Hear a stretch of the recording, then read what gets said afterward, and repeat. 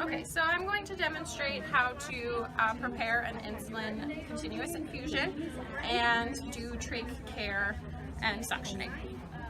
So I'd start with my first med check for the insulin. So I'm checking patient name, so right patient, right drug, so insulin, Humulin R, right route, continuous IV, and dose at 3 units per hour, and the time is now. I'd also want to look at my drug monograph, noting that a patient or a student nurse can give it, and that it's a high alert medication, so that requires 2 nurses check, that the rate is in an appropriate range, and then I'm just going to look at the reconstitution rules. So I'm going to add 100 units, which is 1 ml, using a 3 ml syringe to draw 100 units in 1 ml to add to a 100 milliliter mini bag. So I'm going to start by cleaning my vial, which is 100 units per ml. And so I would clean for 30 seconds, but for the sake of the video, we'll do it just for a little bit shorter. And so I'm going to end up getting a final volume of 101 milliliters and a final concentration of 0.99 units per ml. So I'm just weighing the packages to maintain sterility. And then I'm going to drop 1 ml of air. This has had time to dry. Inserting the air and drawing back 1 ml. Also, you can check the additional information. I did that prior to coming in, and it's just giving further information on how to reconstitute. But just to be conscious of that, if the monograph states that. So I'm just going to get all the bubbles out and over the garbage can, get exactly 1 ml. So at this time I would do my second med check, and I would have a second nurse do their check as well. So I would just compare the MAR to my vial, so 100 units to the monograph, 100 units, 1 ml, 1 ml, making sure that everything matches, looking at the right patient. So I have the right patient, right drug, right time, right dose, right route. Okay, and then I would clean the port to the mini bag. Oops. Clean the port to the mini bag for 15 to 30 seconds. Again, just going to do it for a little bit shorter for the sake of the video. And then I would inject into there. And place my label on there. So at the bedside, you would continue with your other right. So then you would do right reason, right to refuse, right documentation. Just continue with that. Okay, so then going to move on to doing trach care. So I'd start by entering the room, doing hand hygiene, making sure the bed is at 30 degrees, ensuring that the suctioning is working, and we'll just leave it off for the sake of the video, but just ensuring that it's working. You want it to have 80 to 120, that it's all connected, that it's attached to a clean glove. Then for oxygen, that the O2 is on and working at the right rate, that the humidifier is set to 40 like in the order, and that is also connected to our patient. We'd also look at the trach basket for the safety basket. So you want normal saline and sterile water at the bedside. You want a replacement intercannula, a replacement trach tube, a trach dilator, and replacement trach gauze, and then also an AMU bag.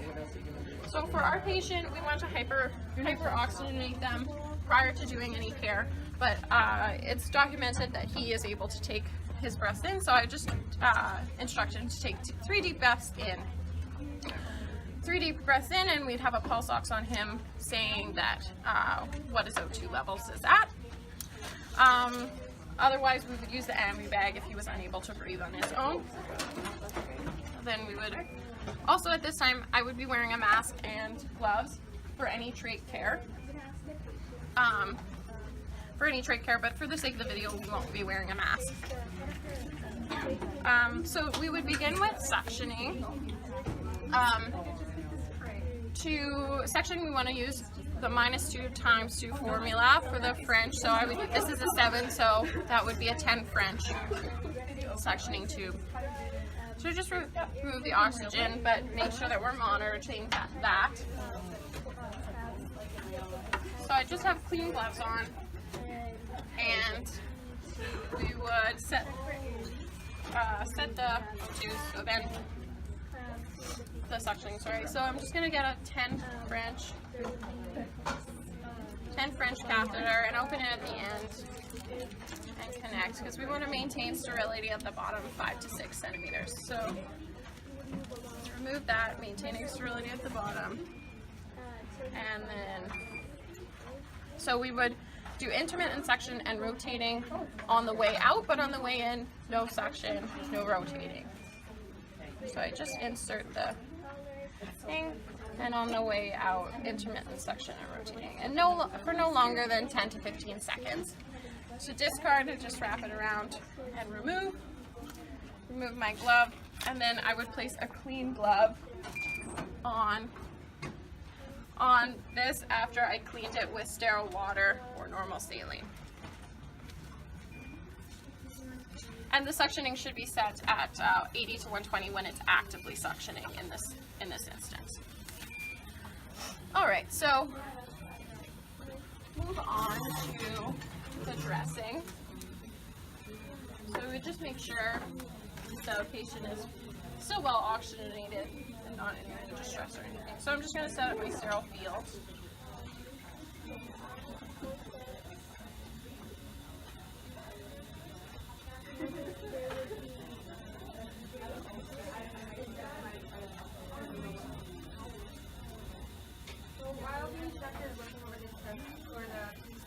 Pass myself the garbage. Is this okay, sir? I would also, when I come into the room, I would want to check that this is the right patient. There's 2 patient identifiers, and if he has any allergies. I'm not administering medication, but it's still best practice, and I would introduce myself to him. So I'll just remove or prepare my field.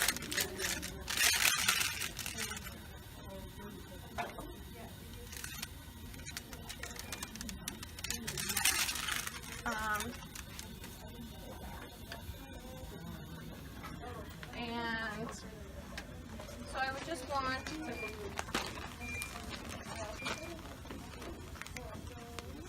do no sterile or no touch technique. So I'm just pushing tip to tip, and then I would get my cotton tip applicators out and then just ensure sterility again by just touching the ends of them.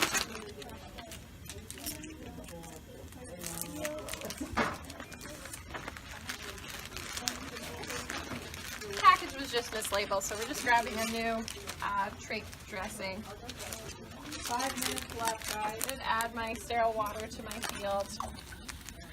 So I just had a nurse grab me another thing. That.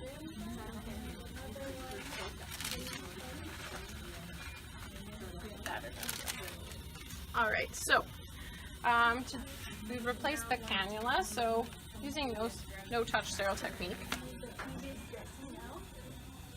So I'd have clean gloves on, and I'd remove the cannula, trying not to move the trach too much. Remove and then remove my gloves. And choose to open this up. Safe.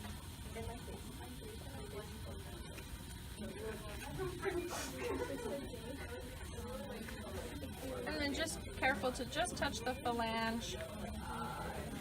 I would take my new cannula and at an angle. In a real person, it would be a little bit smoother.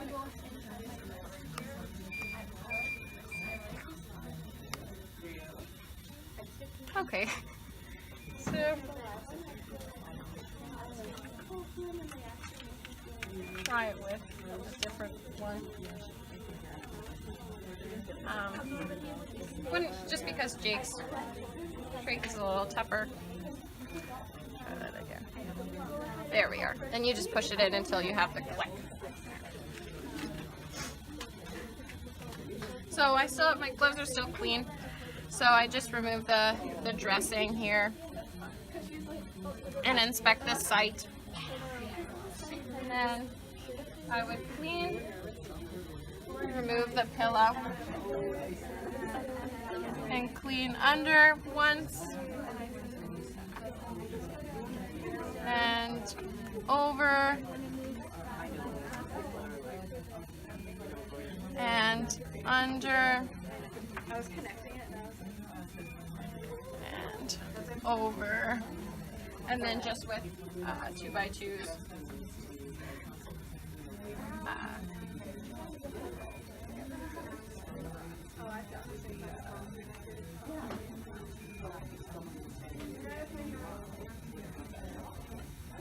Clean once underneath.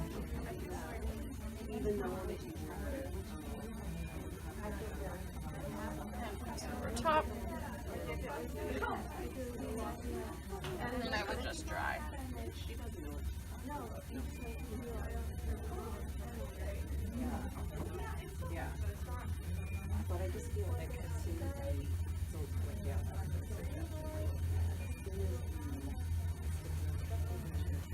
So it's dry, then I can put the trach. I'll just use this one because it kind of came close to my 1-inch border there. We just want to make sure that the inside where it's touching the trach is maintaining sterility through there.